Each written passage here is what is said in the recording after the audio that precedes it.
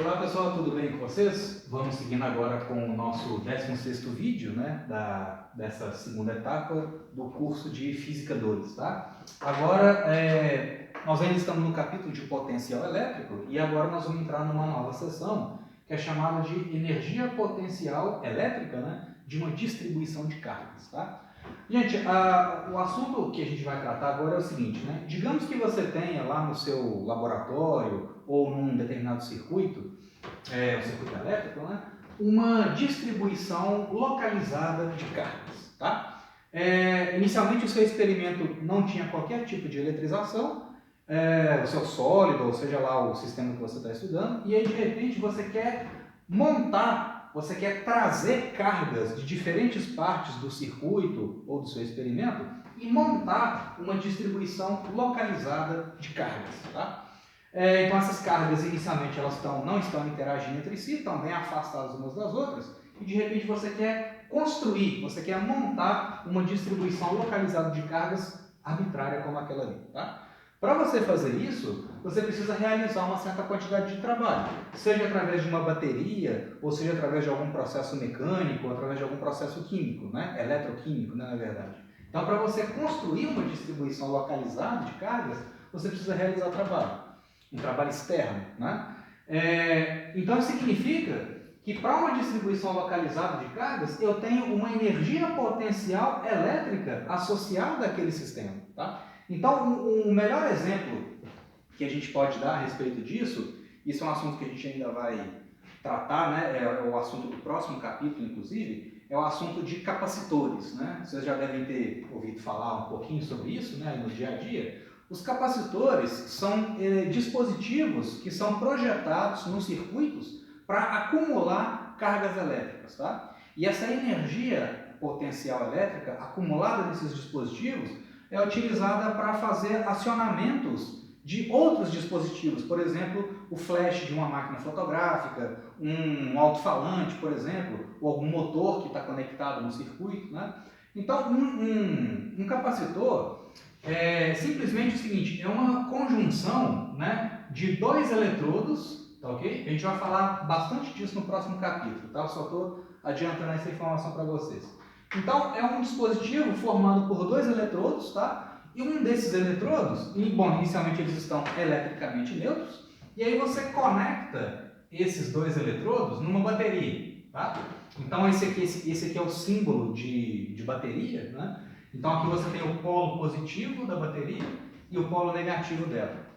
Essas placas, essas duas placas metálicas aqui, essas duas placas condutoras, elas estão separadas uma da outra, e inicialmente estão eletricamente neutras. E aí você quer eletrizar esse material, você quer eletrizar essas duas chapas, tá? Então, quando você conecta uma bateria num dispositivo, né, num sistema desse tipo, você estabelece uma diferença de potencial entre essas duas chapas. A gente já viu que as cargas negativas, o que vai acontecer com elas? Essa placa aqui de cima, tanto a de cima quanto a de baixo, tem elétrons livres, né? Então, os elétrons que estão localizados aqui nessa chapa de cima, eles vão ser atraídos pelo polo positivo da bateria. Então, você vai ter, isso tudo é muito rápido, né? Você vai ter uma migração de elétrons dessa chapa para essa, né? Porque os elétrons migram aqui no sentido do polo positivo, no sentido do maior potencial elétrico, né? Essa bateria, quando os elétrons chegam nesse polo positivo da bateria, a bateria, através de algum processo químico ou através de algum processo mecânico, realiza trabalho sobre esses elétrons e transporta esses elétrons que estavam acumulados aqui do polo positivo para o polo negativo. E, consequentemente, esses elétrons vão entrar, então, nessa outra parte aqui do meu circuito, vão ser repelidos, né, pelo polo negativo da bateria e vão se acumular na placa de baixo. Então, uma bateria, ela força a migração de elétrons da chapa de cima, nesse exemplo aqui, para a chapa de baixo. Então, você vai arrancar elétrons livres, né, dessa chapa de cima, então ela vai ficar positivamente eletrizada.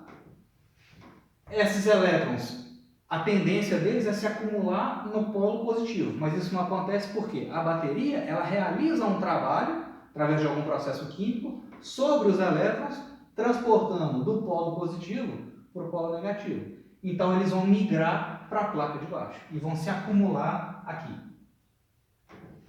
Então, depois de um certo tempo, você vai ter essa configuração aqui, ó. Os dois eletrodos estavam eletricamente neutros inicialmente e devido a um trabalho externo, ou seja, devido a um agente externo, a uma fonte de energia externa, no caso a bateria, você conseguiu montar uma configuração de cargas, uma distribuição de cargas, né? Você tem aqui o eletrodo positivamente eletrizado e negativamente eletrizado. Esse fluxo de elétrons daqui para cá não é uma coisa espontânea. Você precisa de uma fonte externa. Então, para você partir de um estado eletricamente neutro para uma distribuição desse tipo, você precisa de um trabalho externo. Isso significa que depois que esses eletrodos estão eletrizados, né, depois que essas chapas estão eletrizadas, você tem aqui campo elétrico, né, no interior dessas placas, campo elétrico, e consequentemente você tem uma energia potencial elétrica associada a esse sistema.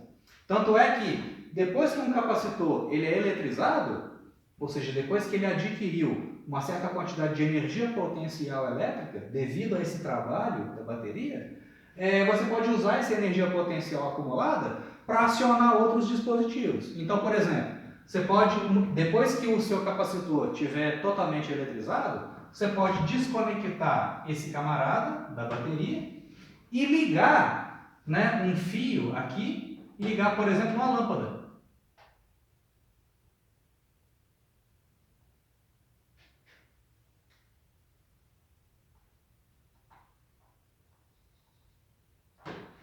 Você pode ligar uma lâmpada incandescente, por exemplo, né? Então, o que vai acontecer aqui agora, gente? Uma vez que você retira a bateria e você conecta esse capacitor eletrizado numa lâmpada incandescente, por exemplo, aqui seria aquele filamento, né, enrolado da lâmpada, que aquece, né, e emite luz, esse dispositivo vai acionar, porque agora você vai ter migração de elétrons que estão aqui, eles vão se repelir entre si, vão passar pelo condutor, vão acionar a lâmpada e vão em direção ao polo positivo. E isso vai acontecendo até que os eletrodos voltem a ficar eletricamente neutros, né? Então, toda a energia potencial que você tinha acumulado inicialmente devido ao trabalho mecânico da bateria, ou devido ao trabalho químico da bateria, foi agora convertido em luz, devido à descarga elétrica do capacitor sobre o filamento ali da lâmpada, né? Então, distribuições localizadas de cargas, ou para distribuições localizadas de cargas elétricas, você tem uma energia potencial elétrica associada, devido ao trabalho que você, o agente externo, né, no caso, teve que realizar para montar aquela distribuição. Então, a nossa tarefa agora é o seguinte: digamos que você tenha uma distribuição genérica de cargas pontuais, tá? E eu quero saber o seguinte: quero montar uma estratégia que me permita calcular o quanto de energia potencial eu tenho acumulado numa distribuição daquele tipo. E a gente vai trabalhar com distribuições de cargas pontuais, tá legal? Então, vamos dizer aqui o seguinte: vamos começar fazendo esse cálculo por etapas, tá? Então, como eu tenho uma coleção de cargas pontuais, vamos ver o quanto de trabalho que eu tenho que realizar para trazer cada uma dessas cargas até a localização dela. E aí sim eu vou montando por etapas aquela distribuição e vou computando o trabalho que o agente externo está realizando. O valor do trabalho que o agente externo está realizando é numericamente igual ao ganho de energia potencial do meu sistema, ou a variação de energia potencial elétrica do meu sistema, tá? Fazendo analogia com a força-peso, né? Por exemplo, né? Imagina que você tem esse estojo aqui, que tem esse apagador que tem uma certa massa. Para eu trazer esse estojo daqui para cá, quando eu desloco esse estojo daqui para cá, o sistema está adquirindo que tipo de energia potencial? Energia potencial gravitacional, né? Eu elevo esse estojo daqui para cá, eu sou o agente externo, estou realizando um trabalho sobre esse apagador e fornecendo energia potencial gravitacional para o meu sistema. De onde que vem? Qual que é a fonte de energia potencial gravitacional? Nesse caso, é o trabalho externo que eu estou realizando. Eu estou gastando energia interna do meu corpo e transformando em energia potencial gravitacional através de um trabalho, né? Mesma coisa aqui. Eu tenho as cargas lá todas separadas, vou realizar um trabalho externo e montar essa distribuição, né? Esse trabalho que eu estou realizando vai ser igual à variação de energia potencial elétrica acumulada ali, tá? Então, eu vou fazer o seguinte, gente, vamos fazer esse cálculo por etapas, né? Eu vou trazer uma carga Q1 desde o infinito, vou trazer ela desde longe até uma certa localização do espaço aqui, ó. Então, eu trouxe uma carga Q1, que eu vou desenhar aqui, ó, uma carga, digamos que ela seja positiva, tá? Então, peguei essa carga Q1 e trouxe desde o infinito até, desde lá de longe, até a posição, até uma determinada posição lá do meu laboratório, tá? E vou fixar, vou amarrar essa carga ali, tá? Nesse primeiro processo, né, para trazer a carga Q1, desde o infinito até aqui, eu não precisei realizar trabalho algum, concorda comigo? Porque eu não tenho nenhuma outra carga já pré-existente lá no meu laboratório que vai interagir com essa carga Q1, né? Aqui eu não tinha nada, então eu trouxe essa carga Q1 lá de longe até aqui, não realizei nenhum trabalho, né? Agora eu vou trazer uma carga Q2, digamos que seja positiva também, vou trazer uma carga Q2 lá de longe e vou trazê-la até próximo da carga Q1 e vou amarrar ela num certo ponto lá do meu laboratório, tá? Então eu vou trazer essa carga Q2 e vou colocar ela aqui, ó.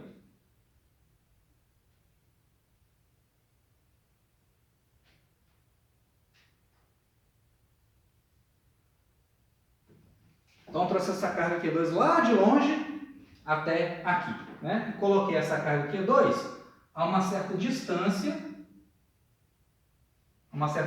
da carga Q1. Essa distância eu vou chamar de R12, distância da carga 1 até a carga 2. Agora, para eu trazer essa carga 2 lá do infinito até aqui, aqui sim eu tive que realizar trabalho, devido à interação, devido ao campo elétrico estabelecido pela carga Q1, que já estava lá no meu laboratório, eu tive que realizar um trabalho sobre a carga Q2, tá? Ou seja, o simples fato de eu trazer a carga Q2 lá do infinito até aqui faz com que o sistema, dessa maneira que ele está, já tenha energia potencial acumulada. Quanto de energia potencial? Ué, gente, olha só. O que é o potencial elétrico estabelecido pela carga 1 lá na posição da carga 2? Eu sei calcular o potencial de carga pontual. Potencial elétrico, devido à carga 1, é 1 sobre 4π ε0 vezes a carga Q1 sobre a distância R entre as duas, certo? Potencial elétrico que essa carga estabelece nesse ponto, é dado por aquele número ali. Mas o que é potencial elétrico? Já viu isso, né? Potencial elétrico é igual à energia potencial de interação da carga 1 com a carga 2 por unidade de carga. Que carga? A carga Q2, que é a carga que eu estou trazendo, né? Imagina que a minha carga Q1 é a minha carga geradora de campo elétrico, né? E a carga Q2 é a minha carga de prova, é uma carga de teste, que eu estou trazendo lá do infinito até essa posição aqui, ó. Então, o que é o potencial elétrico? É a energia potencial de interação das duas dividido pela minha carga de prova, que nesse caso é quem? Q2, né? Isso aqui é o meu Q2. Nesse experimento aqui, né, nessa etapa do experimento, o Q2 está fazendo o papel de carga de prova, né? Ou de carga de teste, tá? Então, o que é a energia potencial de interação das duas cargas? Ué, só olhar aqui, ó. A energia potencial de interação da 1 com a 2 vai ser o que, gente? Passa o Q2 para cá multiplicando. Vai ser 1 sobre 4π ε0, constante de Coulomb, constante de Coulomb vezes Q1 vezes Q2, né? Passa o Q2 para lá multiplicando. Então, Q1, Q2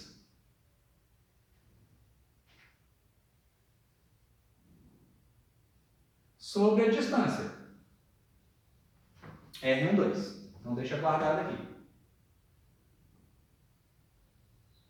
Se o meu sistema de distribuição de cargas fosse apenas formado só por essas duas, eu já teria a minha resposta ali, ó.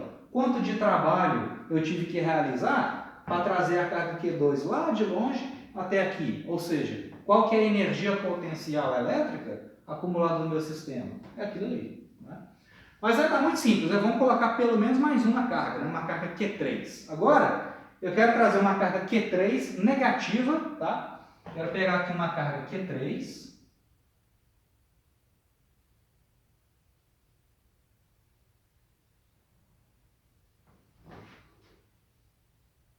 Que eu também vou pegar essa carga Q3, que está lá longe, não está interagindo com ninguém. Vou trazer essa carga lá do meu laboratório e vou amarrar ela naquela posição ali. Vou deixar ela fixa naquela posição, tá? Então aí agora eu tenho essa distância aqui. R1, 3, né? A distância da carga 1 para a carga 3. E a outra, que é a distância R da carga 2 para a carga 3. Tá? Pô, gente, olha só. Para eu trazer essa carga lá do infinito até aqui, ela vai sentir a interação, ela vai sentir o campo elétrico tanto dessa quanto dessa. Ok? Então, o que eu tenho que fazer agora é o seguinte. O potencial elétrico que essa carga estabelece nesse ponto, precisa levar em conta, e tem que levar em conta também o potencial elétrico que essa carga estabelece nesse ponto. Então, o potencial V total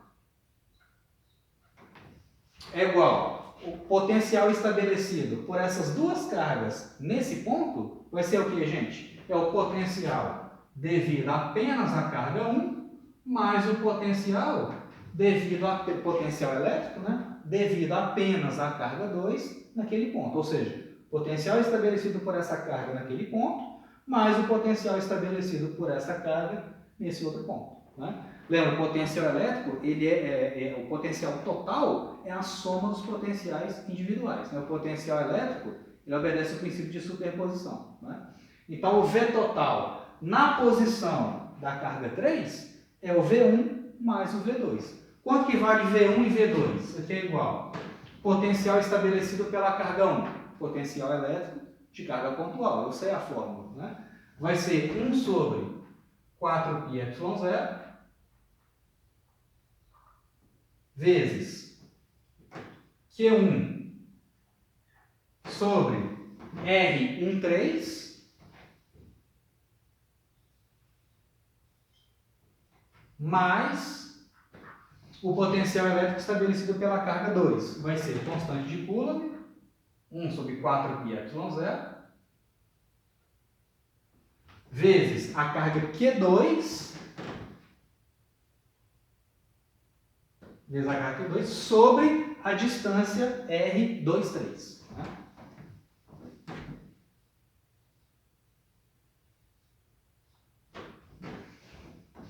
Beleza? Mas o que é potencial total? O que é potencial elétrico total? É a energia potencial por unidade de carga devido à interação dessas duas, somado com a energia potencial por unidade de carga devido à interação dessas duas aqui. Ó. Então vai ser a energia, isso aqui é energia potencial de interação da carga 1 com a carga 3 dividido pela carga 3, que é a carga que nessa etapa do experimento, a minha carga Q3 está fazendo o papel de carga de prova, né? É ela que eu estou trazendo lá do infinito e trazendo até aqui. Essas duas já estavam lá. Então, o que vai ser o potencial elétrico na posição da carga Q3? É energia potencial de interação da 1 com a 3 por unidade de carga, mais energia potencial de interação da carga 2 com a carga 3, dividido também pela carga Q3. Né? Então, a energia potencial total é devido à interação dessas duas e dessas duas, né? Ao trazer a carga Q3 do infinito até essa condição. Né? Então, vamos ver ali, ó. Isso implica o seguinte, isso implica aqui. O que vai ser essa energia potencial somada com essa. Vou ter a energia de interação da A1 com a 3, mais a energia de interação da A2 com a 3. O que vai dar isso aqui, gente? Vou pegar esse troço aqui, essa expressão toda, e multiplicar por Q3. Né? Essa parte aqui da minha equação, né? O lado direito aqui da equação, como tem o mesmo denominador, eu posso juntar essas duas frações aqui, ó, e dividir tudo por Q3. Vou fazer isso de uma vez aqui. Então, vou passar o Q3 para cá, multiplicando. E já vou colocar algumas coisas em evidência, tá? Esse 1 sobre 4πε0 já dá para colocar em evidência, né? Então, eu vou pegar essa expressão aqui e multiplicar pelo Q3. Então, vai ficar 1 sobre 4πε0 que multiplica.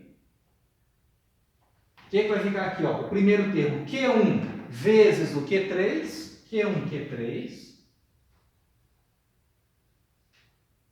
sobre R13, ou seja, esse é o termo de interação da carga 1 com a carga 3, mais, o que ficou lá? Q2, Q3, né? Passei o Q3 multiplicando, então vai ficar Q2 vezes o Q3 sobre R2, 3.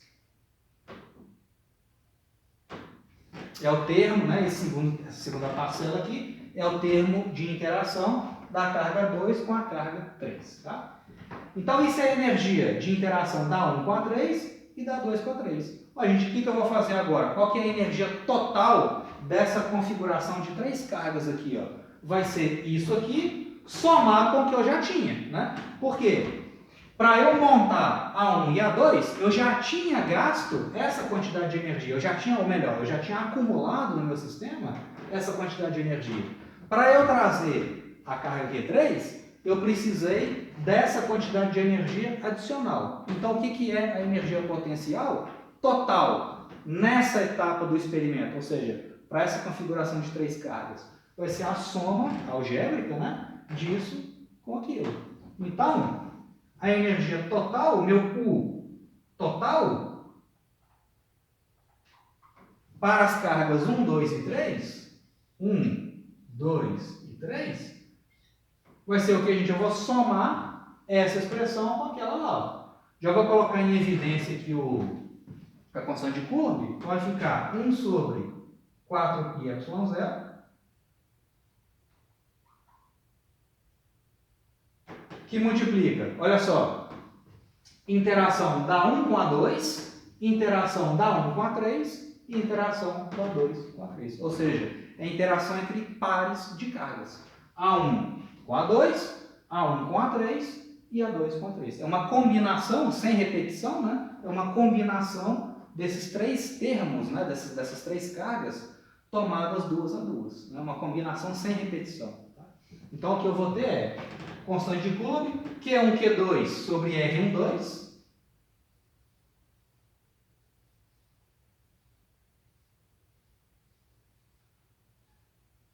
Mais, né? Então, eu estou somando, olha só, eu estou somando essa expressão com essa de cá.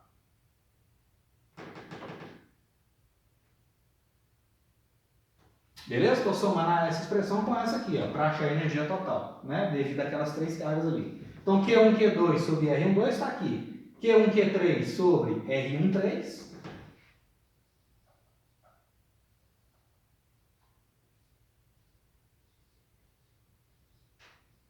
Mais Q2, Q3 sobre R2, 3.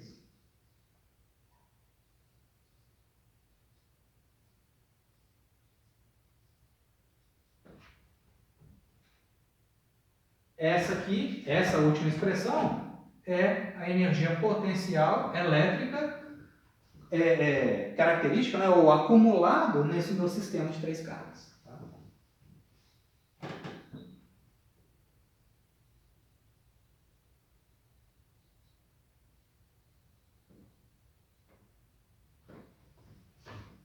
Então você vê que a energia potencial total ela é igual à interação entre pares de cargas tomados 2 a 2 e sem repetição. Né? A1 com A2, A1 com A3 e A2 com A3. Se eu tivesse uma quarta carga, se eu viesse aqui, ó, colocasse uma quarta carga, aqui assim também, pode ser positiva ou negativa, eu teria mais parcelas naquele somatório. Quais parcelas adicionais eu teria ali? Eu teria a interação da A1 com A4, A2 com A4 e A3 com A4. Se eu tivesse uma quinta carga, eu vou só adicionando parcelas nesse somatório, sempre tomando cargas 2 a 2. Tá? Lembrando aqui, pessoal, que isso é uma soma algébrica, tá? Algumas dessas parcelas podem ser negativas. Por exemplo, aqui, né? O meu Q3 é negativo.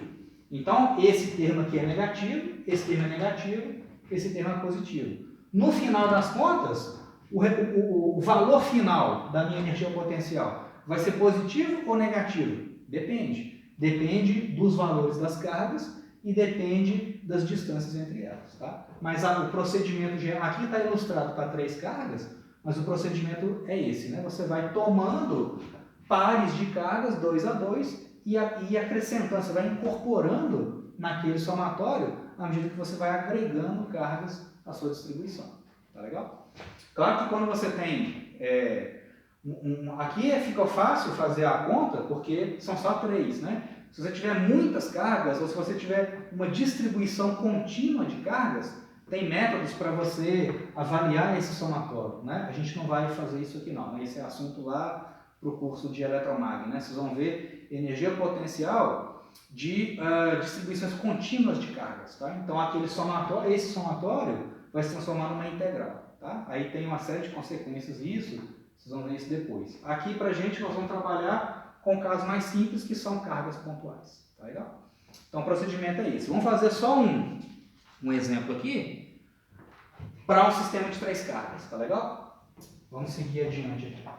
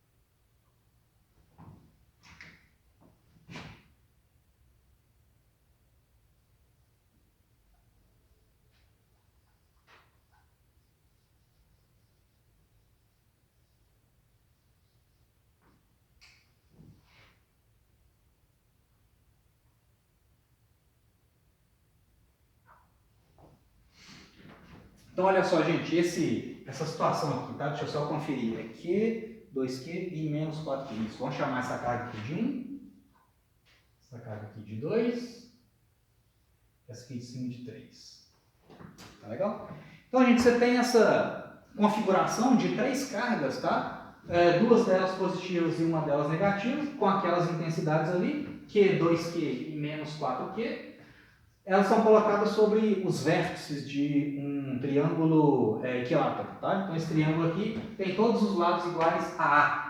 E A é 10 a menos 2 metros, tá legal? Ou melhor, desculpa, só para eu conferir a resposta, que na verdade é 10 centímetros, né? Isso aqui é 10 centímetros. E vai ser então 10 vezes 10 a menos 2 metros.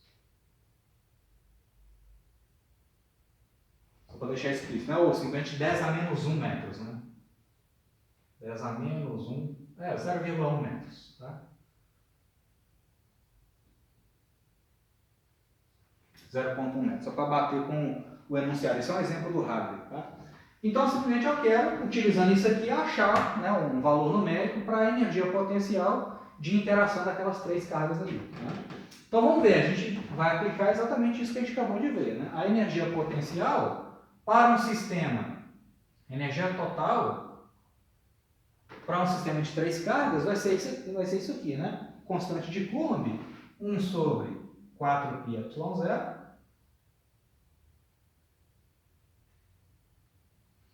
vezes os termos de interação entre os pares de cargas sem repetição. Né?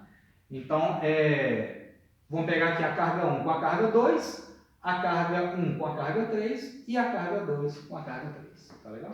Então, Q1, Q2 sobre R1, 2. Então, a interação dessas duas aqui ó, vai ficar 2Q ao quadrado sobre a distância entre elas, que é A. Né? Mais soma algébrica, Q1, Q3 sobre R1, 3. Então, Q1, Q3 vai ser o seguinte, né? Essa carga aqui vezes essa vai dar menos, então menos Q vezes 4Q é 4Q ao quadrado, 4Q ao quadrado, sobre a distância entre eles também vai ser A. E o último termo, a interação da 2 com a 3 vai ficar, o produto das cargas vai ficar negativo, né? 2 vezes 4, 8 Qzinho ao quadrado, sobre a distância entre eles. Beleza? Então, só aplicando direto ali aquela expressão, né? Como é que vai ficar isso? Isso é igual. Jogando os valores numéricos, a constante de Coulomb, não precisa saber de cor, é 9 vezes 10 elevado a nona. Tá? Newton metro quadrado por Coulomb quadrado. Então, vai ser no sistema internacional, é 9 vezes 10 a nona. Já está no sistema internacional, então eu vou achar a energia em joules. Tá? Isso que multiplica. Aqui eu já posso colocar o A em evidência, né? Todos esses termos aqui estão com o mesmo denominador, então eu posso pegar esse A, esse 1 sobre A, na verdade, né? E botar em evidência aqui. Ó. Então isso tudo dividido por 0,1, que é 10 a menos 1.